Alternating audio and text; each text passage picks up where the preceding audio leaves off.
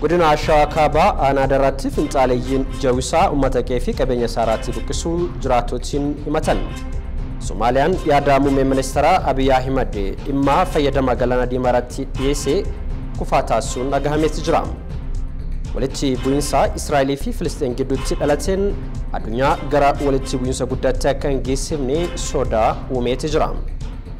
Harka fuunee akka mul'atan kabajamtoota daawwattoota keenya televezyiinii Walee Firaati oduuwwan galgala kanaaf qaban isinitti hima. Oduu faana ana Abboo Maqaasooti oduu jalqabaatti dabara. Ministeerri muummee Dr. Abiy Ahmed sirna baniinsa Foorumii Belt and Road irratti haasawa taasisaniiti jiru. Haasaa isaaniitiin bu'uuraalee fi guddina karooraa dheeraa lakkoofsisuun hariiroo Chaayinaa fi Afrikaas kaasaniiti jiru. Ardii Afrikaatti walitti fufinsaan raawwiiwwan bu'uuraa misoomaa inisheetiivii Belt and Road ka'ee irrattis mari'ataniiti jiru. Dandeettii dhiibbaa uumtummaa Afrikaa dabalaa jiraachuu kan ibsan Dr. Abiy hirmaachisummaa waltajjiiwwan dameelee hedduu mirkaneessuun barbaachisaa ta'us kaasaniiti jiru. Gabaasni kan FBC'ti. Godina Shawaa Kaabaa aanaa darratti finxaaleeyyiin Jawisaa uummata qeefii qabeenya isaarratti buqqisuun manneen jiraattotaa gubaa akka jiru jiraattotiin waliif TV'tti himaniiti jiru. Bulchaan godina Shawaa Kaabaa obbo Kifilee Adeeroo rakkoo nageenyaa jiraachuus mirkaneessaniiti jiru. Daani'el Tasfaayee bal'insaa qindeessara. Naannoo Oromiyaa bakkoota addaa keessaayyuu godinaaleen naannoo Amaaraa wajjin daangaa qooddatan Shawaa Bahaa, godina Horroo Guduruu Wallaggaa fi Wallagga Bahaa rakkoo nageenyaa akka qaban yeroodhaa gara yerootti ni mul'ata. Godina Shawaa Kaabaa aanaa darraatti finxaaleeyyiin faannoo maqaa Jawisaa moggaafaman uummata qeef qabeenya isaarraa buqqisuun manneen jiraattotaa gubaa akka jiran jiraattonni waliif TV'tti himan. Aanaan darraa aanoti godina Salaalee jiran keessa daangarra karaa kaabatiin kan jirudha. Yeroo ammaa kana rakkoo nageenyatiin wal qabate uummanni aana keenya gadadoo guddaa keessa warra jiranidha.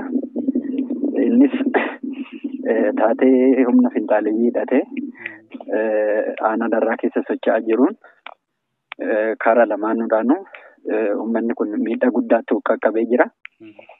Guyyaa guyyaadhaan uummanni kun humna kanaan humnoota hidhatee bosona keessa socho'aa jiru kanaan qaamni wanni isaanii saamamaa jira, ugguramaa jira, ajjeefamaa jiru. Namni yeroo baay'ee wanni irra buqqa'ee mana isaatti buqqa'ee bosona jira. Kaan magaalatti galanii jiranii magaaluma saniyyuu galamee qofa humni hidhatee socho'u kun uummata magaalaa keessa seenee namoota baay'ee dhumeera. Humnoonni kunis haga mana buufata fayyaa ceekaa kan jedhamu barbaadeessaniiru. Bulchaan godina Shawaa Kaabaa obbo Kifaaluu Adaaree rakkoon nageenyaa jiraachuu mirkaneessaniiru. Achiin dinaa humnoonni balaa nageenyaa ta'anii Jawisaanis shaneenis sochii ture. Amma tarkaanfiin humni nageenyaa fudhatee dubbii sun tasgabbaa'ee jira. Ayyee. Humna nageenyaa ijaarree humnoota balaa nageenyaa ta'an kana tarkaanfii fudhachaa jirra. Hawaasa tasgabbeessinee humna godhachuudhaan nageenyicha gara amansiisatti deebisaa jirra. Ayyee. Maswanni hojii gaafatu jira. Humnoonni nageenyaa akkaataa hojimaata isaaniitiin. Ayyee. Waan hojii gaafatu kana guutanii hojjetanii. Ayyee. Dhimmoota nageenyaaf balaa fi yaaddoo ta'an sirreessuudhaaf karaa ijaaramaatiin hojjetamaa jira.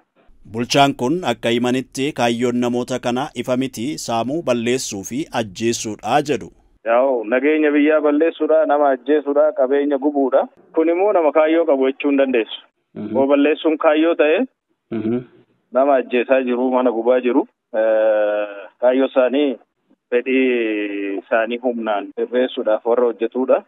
Hojii isaanii immoo humnaan waa hunda balleessu kanumatu mul'achaa jira. Sababii qaamolee hidhattoota aanicha keessa socho'aniin uummati aanaa darraa bu'uuraalee misoomaa kan akka daandii mana yaalaa dhabuudhaan daandii tokkittiin jirtu ammoo finxaaleeyyii faannoon waan qabameef Finfinnee dhufuuf galuufillee rakkachaa jirraa jedhu. Deessuun illee da'umsaaf darramaa akka jirtu namooti waliif TV'f yaada kennan himaniiru. Humni aanaa kana keessa socho'aa jiru humnoota lama jira. Humna faannoo hidhattoota finxaaliyyii faannootu jira. Deebi'ee humni waraana bilisummaa Oromootis aanaa san keessa kan socho'u jira.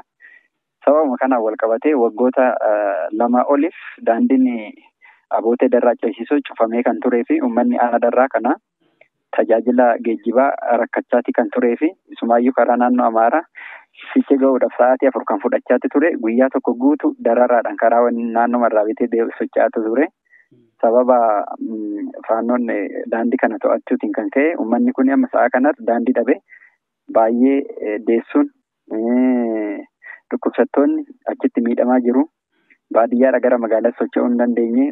Amma fakkeenyaaf uummanni kun daandii hin qaban waggaa dheeraadha. Galaami daandii hin qaban. Daandiin qaban sunuyyuu immoo karaa lamaan turte.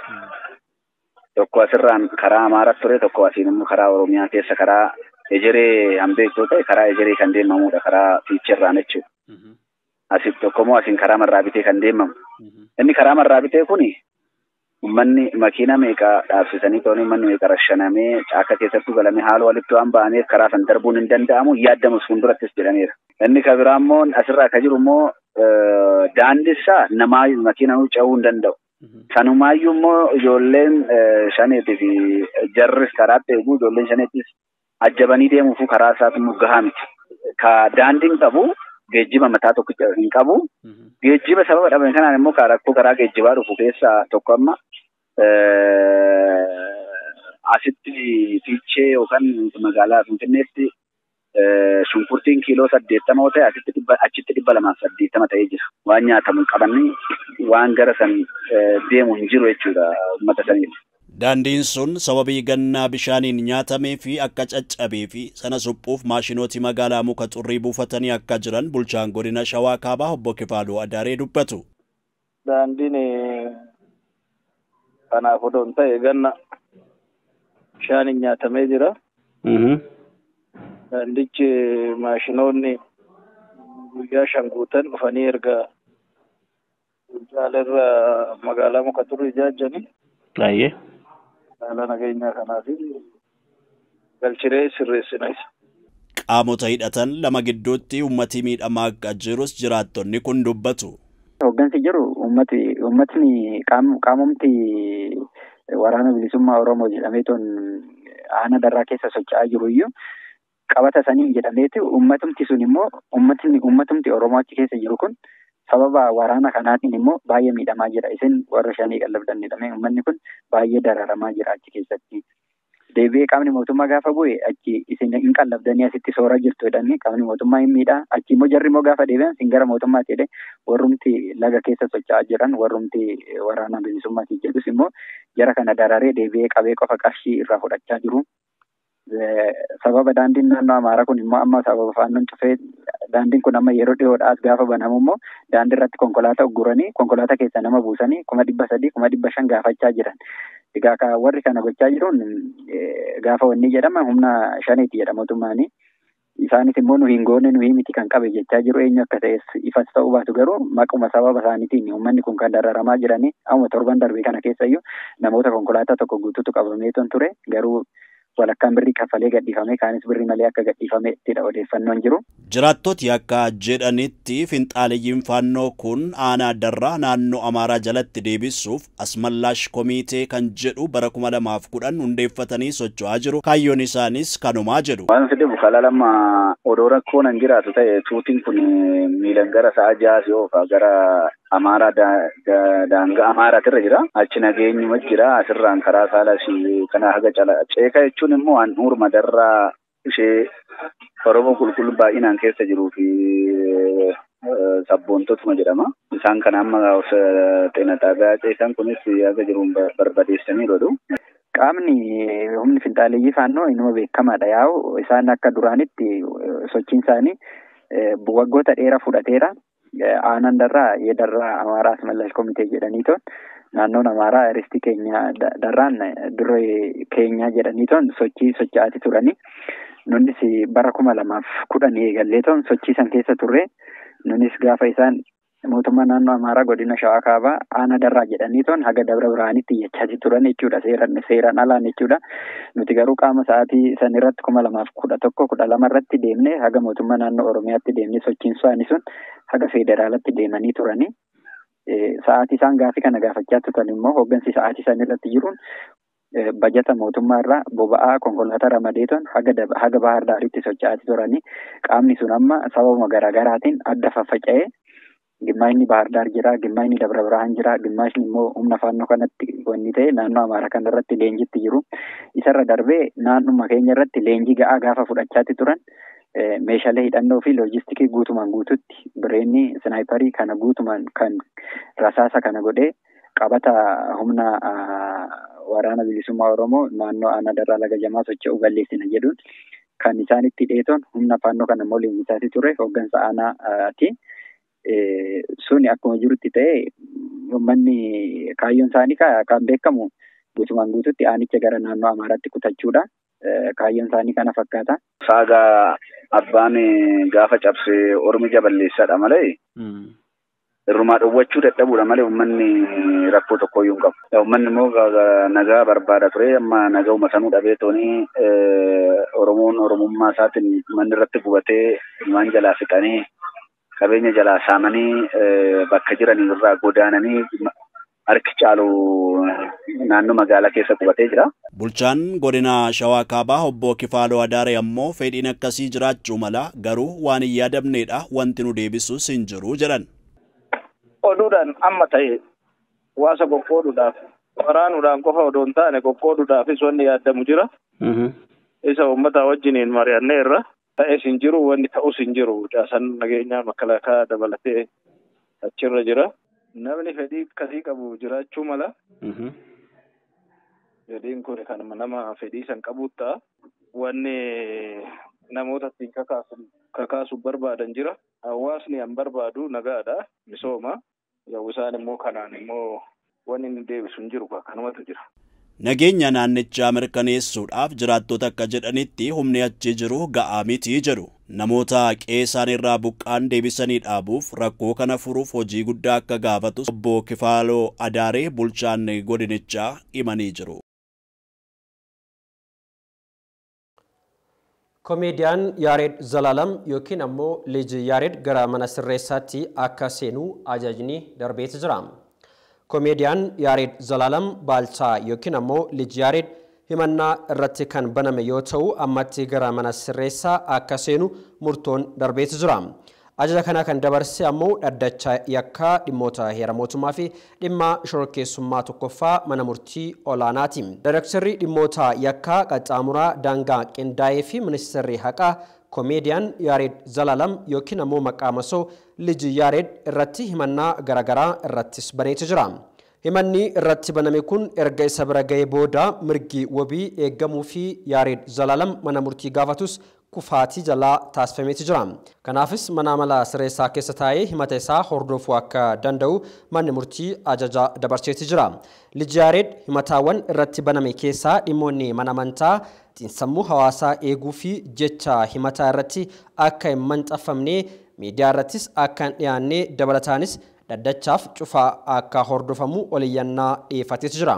Manni murtii oliyyannaa isaa erga hordofee booda xiinsammuu hawaasaa eeguuf jecha qabxiilee himatichaa miidiyaa irratti akka hin baanee fi himannaan isaa ammoo dhaddacha cufaan akka hordofamu manni murtoos dabarseeti jira.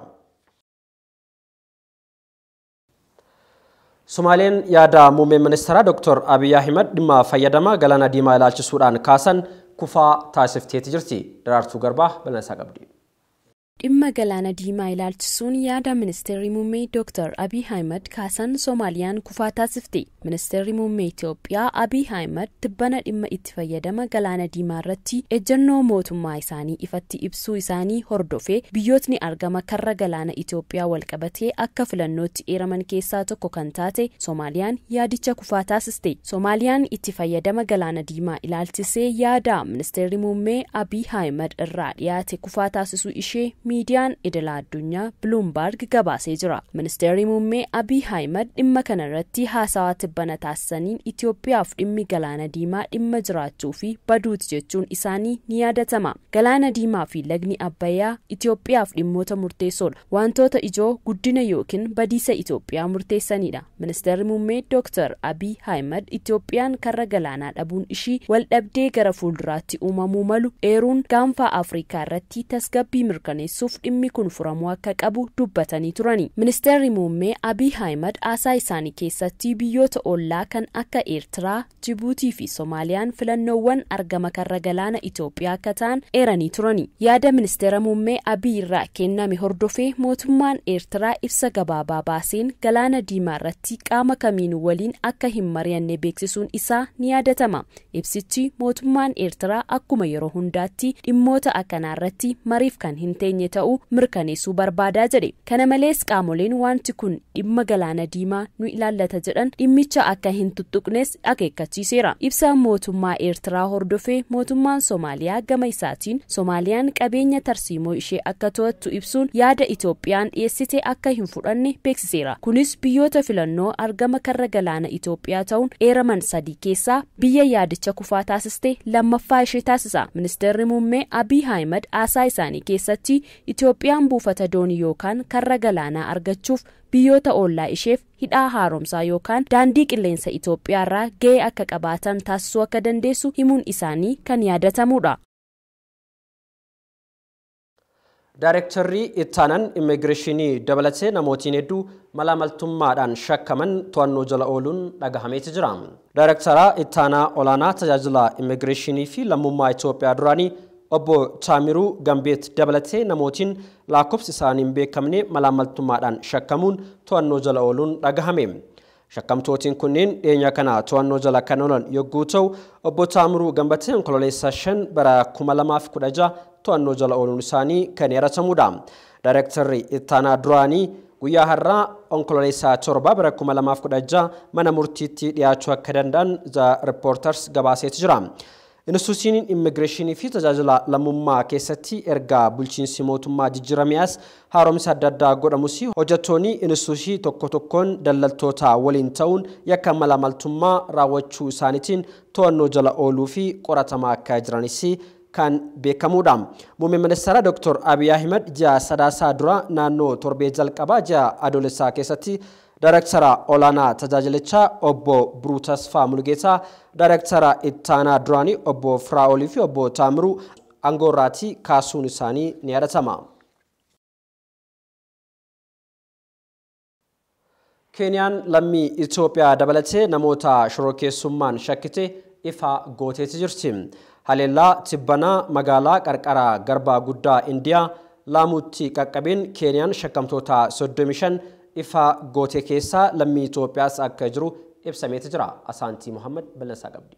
Haleellaa tibbana magaalaa qarqara garba guddaa Indiyaa Laamuutti qaqqabeef Keeniyaan shakkamtoota 35 ifa goote keessaa lammiin Itoophiyaa akka jiru ibsame. Ministeerri dhimma biyya keessaa biyyattii eenyummaa fi suuraa shakkamtoota kanaa ifa godheeti jira. Kanneen keessaa kan lammummaa Itoophiyaa, Taanzaaniyaa, Jarmanii fi Ingilizii qaban keessa jiru. Baay'inaan garuu lammiilee Keeniyaatii jedhameeti jira. Shakkamtoota maqaan isaanii eerame keessaa lammiin Itoophiyaa Jaangilee Huteebaa jedhamu naannoo Somaaleerraa dhufee jedhamee akka jiru mootummaan ibse. Dhimma kanarratti gama Itoophiyaatiin wanti jedhame hin jiru. Kunneen daandiiwwan biyyattii garaagaraatti fanjii kiyyeessuunii fi daandii Laamuu Wiituu Gaarsan geessuu gubbaa lammiilee nagaa ajjeesuun shakkaman. Akka gabaasni BBC'n baasee jedhutti ministeerri dhimma biyya keessaa Keeniyaa shakkamtoonni kunneen kan hidhatanii fi hamoo ta'uu akkasumas miseensa garee Alshabaab ta'uu isaanii himeetii jira. Gareen hidhattoota Alshabaab haleellaa raawwate jedhamee shakkameen Laamuu fi bakka Boonii jedhamutti lubbuu galaafateetii jira. Ministeerri biyya keessaa Keeniyaa Kituuree Kindikii shakkamtoonni buufata poolisii dhiyoo isaanii jirutti deemuun harka isaanii akka kennan gaafannaa yoo harka kennuu baatan lafa jiran barbaanne waan isaaniif malu kenninaaf jechuu isaanii miidiyaa biyya keessaa Citizen jedhamutu gabaase. Dabalataan namni bakka isaan jiran odeeffannoo qabuu fi eeruu laate badhaasa guddaa garuu hammi isaa hin ibsamne akka kennamuuf ibsameeti jira. Haleellaa shororkeessummaa Keeniyaa keessatti baatiiwwan muraasa darban raawwate jedhameen lammiileen nagaa fi humnoonni nagaa ajjeefamaniiti jiru. Mootummaan Keeniyaa akka jedhetti kanneen badii raawwatan to'achuun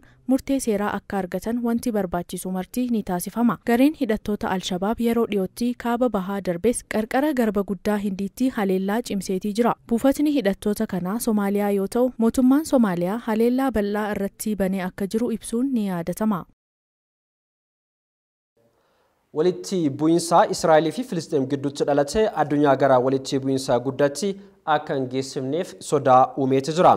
Lolli kun eegalee guyyaa 12ffaa isaatti masaraan hooggantoota gurguddoo addunyaa waraana kanaaf fala barbaachuuf keessaa yaa'urratti argamu.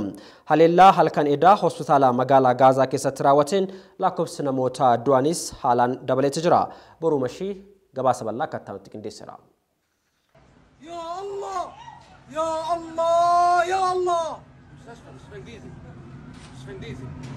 lolli Israa'el fi Falastiin jidduutti onkoleessa torba jalqabe baha jiddu galeessaa dabalatee guutuu addunyaa keessatti walitti bu'iinsa uuma jedhamee sodaatamaa jira. Keessaayyuu ammoo haga guyyaa kaleessaa halkan keessa hospitaalli magaalaa Gaazaa tokko haleellamee asii walitti gaarreeffannaan gamaaf gamanaa biyyoota michuuwwan lamaanii biraa mul'achaa jira. Sa'aatii lolli kun cime kanatti ammoo hooggantoonni gurguddoon addunyaa lama masaraa isaanii keessaa ba'uun fala barbaadu irratti argamu. Joo Baayideen White House waa'ellaan isaaniitti kennuudhaan amma gara baha jiddu galeessaatti maleetti jira. Pireezidaantiin Raashiyaa Vladimir Putin ammoo Kremlin keessaa ba'uun yennaa ammaa kana Beejingitti argamaniiti jiru. Haleellaan hospitaala irratti raawwate kun ammoo seera addunyaa cabsuu bira dabaree lakkoofsa namoota lola kana keessatti ajjeefamanii daran dabaluudhaan lakkoofsi namoota hospitaala kana keessatti dhumanis kan sa'aatii haleellaa tokkotti raawwateen isa guddaadha jedhamee jira. Pireezidaantiin Ameerikaa Joo Baayiden waraana Israa'el fi Falastiin jidduutti dhalate kana akka inni hammanneef jecha irratti mari'ate dhaabsisuudhaaf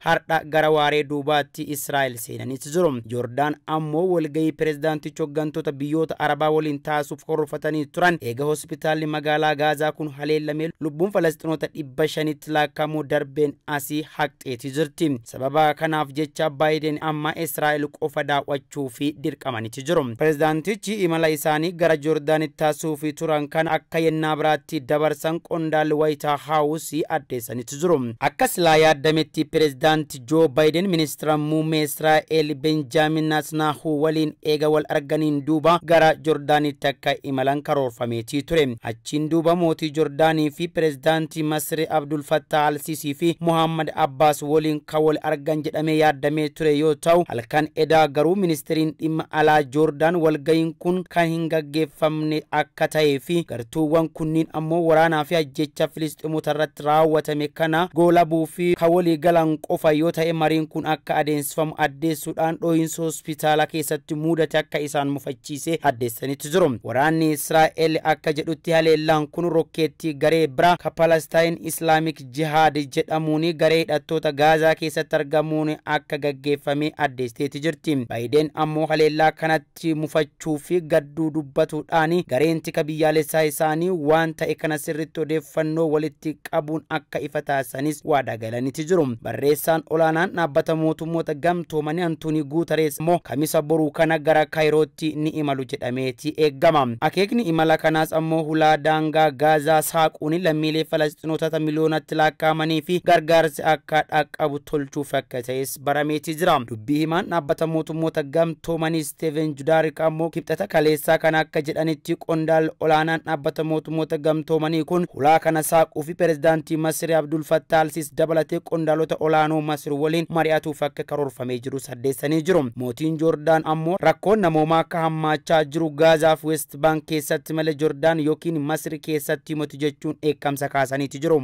Qondaalli kamuu rakkoo kana Joordaan yookiin ammoo Masir keessatti ilaalee fala fiduu hin danda'u ka jedhan mootiin kuni mariin siraahaadhaa pireezidaantii Ameerikaa Joo Baayiden waliin hooggantoonni biyyoota Arabaa taasisan sababa kanaaf akka haqames addeessanii jiru. Akkuma yaadame imalli pireezidaantiin Ameerikaa 46ffaa Joo Baayiden lammiilee Filisxeemiitiif utuu hin buusin waan afaaru fakkaata. Joo Baayiden haleellaan hospitaalatti dhaqqabe jedhame kun garee biraatiin kan raawwatame fakkaata jechuudhaan biyya michuu isaaniitiif wodoo akka dhaabbachaa jiran ifatti ofirratti ragaa ba'anii jiru. Dhoohinsa hospitaala Gaazaatti dhaqqabe kana ilaalchisuun ammoo Joo Baayiden ministeera muummee Israa'el waliin yennaa dubbatanitti garee biraatiin kan raawwatame fakkaata jechuudhaan Joo Baayiden taatee saniin baay'ee akka gaddeef rifatee jedhanis addeessanii jiru. Wantan argirraa waan garee biraatiin raawwatame fakkaata jechuun akka Israa'eliin hin raawwatin ka mormanii fi pirezidaantii Joo Baayiden garuu ammoo namoonni hedduun shakkii qabu kanaaf furuuf ammoo waan baay'ee hojjechuun nurraa eegama jedhanii jiru. Pirezidaantiin Ameerikaa Joo Baayiden Israa'el ka daawwatan Ameerikaan wal dhabdee kana keessatti eessa akka dhaabbatti agarsiisuuf akka ta'es ifatti dubbatanii jiru. Baayiden dubbii isaanii keessatti lola jalqabaa irraa ka'uun ajjechaa jumlaa Hamaas onkololeessa 7 raawwate ibsu kan itti fufan yoo ta'u lammiileen Ameerikaa 31 dabalatee namoonni 1,300 ta'an gara Israa'el irraa du'uu ka dubbatan malee waan Falastiin keessatti raawwatame irratti guddoo hin haasofne. Akkasuma ammoo daa'imman dabalatee waa'ee namoota Israa'el irraa Hamaasiin butamanii ka dubbatan yoo ta'u dubbiin eega Joo Baayiden Ameerikaa irraa Israa'el seenan dubbatan kun ammoo walitti bu'iinsa kana hin qabbaneessa jedhamee abdiin dur ture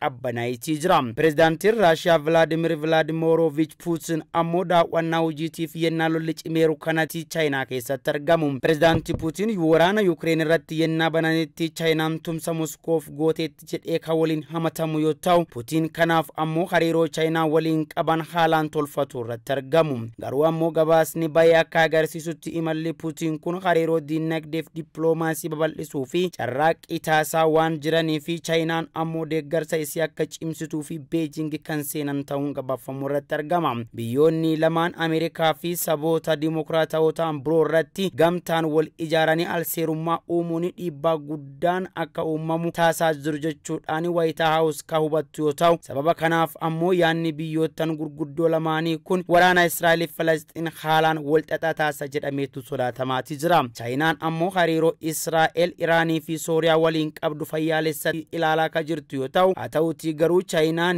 dhiibbaa Waashingtan biyyoota saba jiddu galeessaa keessatti taasisaa jirtu cimsitee qolachaa akka jirtu addeessitee jirti. Puutiin malee yoo hooggantoonni gurguddoon biyyoota michuu Chaayinaa hedduun ta'an guyyoota lamaan kana Beejing keessatti ka argamanii jiran yoo ta'u kaayoon imala kanaa garuu shiraa fi yaaddoo biraa uumuuf adoo hin taane bu'uuraalee misoomaa cimsuu fi dhiibbaa Chaayinaan misooma keessatti horatti babal'isuuf jecha hooggansa Xi Jinping irraa muuxannoo qooddachuu fi akkasumas ammoo yaa'ii Belt and the Road sadaffaa irratti hirmaachuu fi akka jedhame gabaafamaati jira. Hawaasni Falastiin ammoo gocha ammeennaa hadheeffatuudhaan mormiif daandii irratti kadhangala'aa jiran yoo ta'u haleellaa hospitaala Gaazaatiin duuba hiriirri mormii kutaalee addunyaa hedduu keessatti jalqabeeti jira. Magaalota addunyaa bacaa keessatti lammiileen Falastiin haleellaa Gaazaa keessatti Israa'el seera idil addunyaa cabsuudhaan raawwachaa jirtu sababeeffachuun mormii ka'ee galan yoo ta'u Israa'el hospitaala magaalaa Gaazaa keessatti eega haleellaan raawwatameen duuba lubbuun lammiilee Falastiin haga 500 olii ta'an si'a tokkotti akka dhumaniif sababa taasisee jirtu jechuun himatamaatii jirti. Haleellaa qilleensa hospitaala Gaazaa irratti raawwatameen namoonni gara 500 ajjeefamu aangawoonni Falastiin eega himaniin duuba beekamsi hawaasa idil addunyaa biraa dhaga'amaatii jira.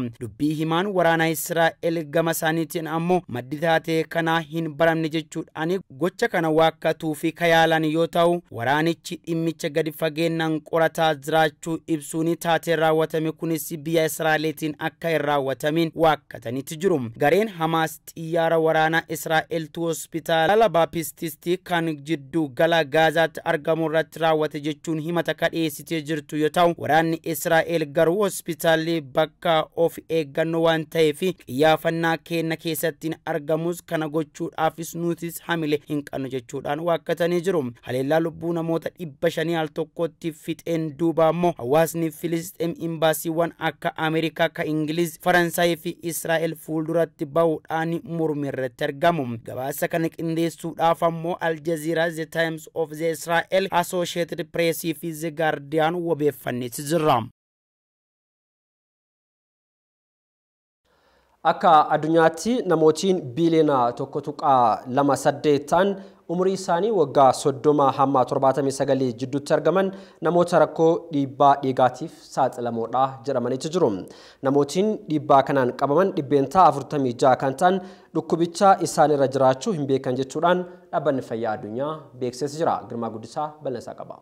Blood away from your heart. Umrii jireenya ilmaan namaa gabaabsaa kan jiru dhibee dhiibbaa dhiigaa. akka addunyaatti namoonni biiliyoona 1.28 kan ta'anii fi umriin isaanii 30 hanga 79 namoonni ta'an rakkoo dhiibbaa dhiigaatiif saaxilamuu isaanii odeeffannoon dhaabbata fayyaa addunyaa kan agarsiisudha. Akka odeeffannoon dhaabbata fayyaa addunyaatti namoota dhibee kanaan qabaman keessaa dhibbeentaa 46 kan ta'an dhukkubichi isaan irra jiraachuu hin beekan. Namoonni dhiibbaa dhiigaa qaban dhukkuba biraafillee salphaatti kan saaxilamanii fi sadarkaa du'aa irratti gahuu ni danda'a jedha odeeffannoon dhaabbata fayyaa addunyaa kun. Kanaafidha ogeessonni fayyaa damee dhiibbaa dhiigaa dhukkuba sagalee malee lubbuu ajjeesudha jechuun kan dubbatan. Dhiibbaan dhiigaa olaanaan kan jedhamu ujummoon dhiigaa keessatti dhiibbaan dhiigaa 140 irra 90 yoo ta'ee fi achi ol yeroo ta'udha jechuun ogeessonni fayyaa kan himan. Sadarkaan dhiibbaan dhiigaa akka kanaan kun kan baratame ta'us hordoffii fayyaa fi eeggannoo hin taasifamne taanaan rakkoo guddaa akka fidu ogeessonni fayyaa kan akeekachiisan. Dhiyeenya kanaasitti namoonni miiliyoonaan lakkaawwaman dhiibbaa dhiigaa olaanaa, dhibee onnee fi sirna dhabuu tatamsa'ina dhiigaa dabalataanis dhibee strook jedhamuun irraa deddeebiidhaan hubamaa jiru. Dhiibbaa dhiigaa yeroodhaa yerootti hordoffii taasisuun rakkoowwan walxaxaa dhibeen kun fiduu danda'u irraa baraaramuun ni danda'ama jechuun dhaabbanni fayyaa addunyaa beeksisee jira. Ogeessi fayyaa damee dhibee keessoo Jarman magaalaa Muunik keessatti argamu kilinika dhuunfaa isaaniitti hojjetan Dr. Liiban Bashir akka himanitti moggaasa dhiibbaa dhiigaa, hanqina dhiigaa fi baay'ina dhiigaatiif kennamaa jiru dogongora jechuun himanii jiru. Garaagarummaan dhiibbaa dhiigaa fi hanqina dhiigaa maal kan jedhu irratti hanqinni dhiigaa kan jedhamu lakkoofsi seelii dhiigaa yoo xiqqaatanii fi dhiiga keessatti hanqinni ayiranii yoo mudate gosa dhibee mul'atudha. Dhiibbaan dhiigaa immoo humna bishaan ujummoo keessa darbu wal qabsiisuun Dr. Liiban yoo himan dhiibbaan dhiigaa kan jedhame wayita onneen keenya dhahattu ujummoon dhiiga keessatti humna darbiinsa dhiigaa kan mul'isudha jechuun kan dubbatan. Kun ammoo ciqilee harka keenyaa safaruun beekuun ni danda'ama jechuun himanii jiru.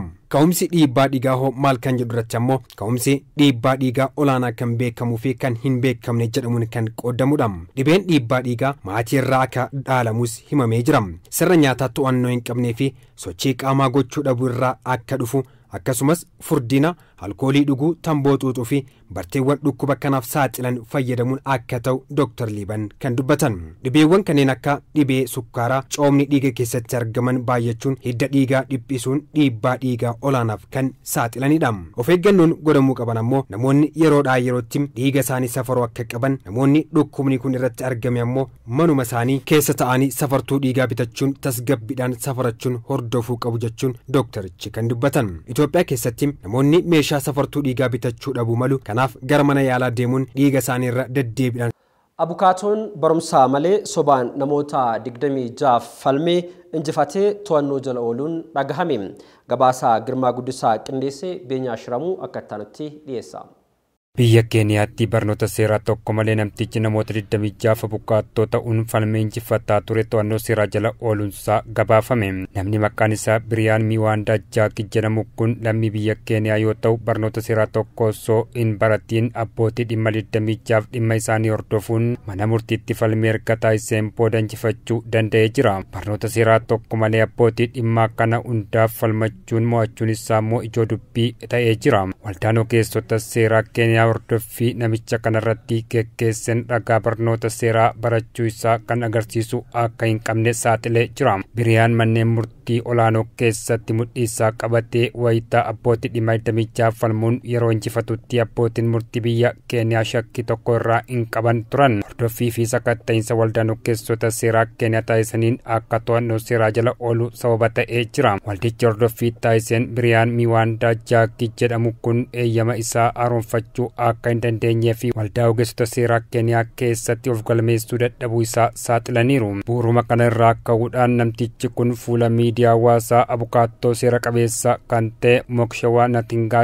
jedhamu cabsee seenuun maqaa fi suura isaa fayyadamuun eeyyamni abukaattoo akka isaaf kennamu gaafachaa ture jira. Biriyaan Miwaandaa maqaa fi suura abukaattoo nama biraatiin fayyadamuun seeraan kan nama gaafachiisu ta'us barnoota seeraa tokko malee abbootii dhimma 26 falmee injifachuun isaas ajab nama jechisiisaa jechuun Ooditii Seentiraal maxxansa irratti beeksisee jira.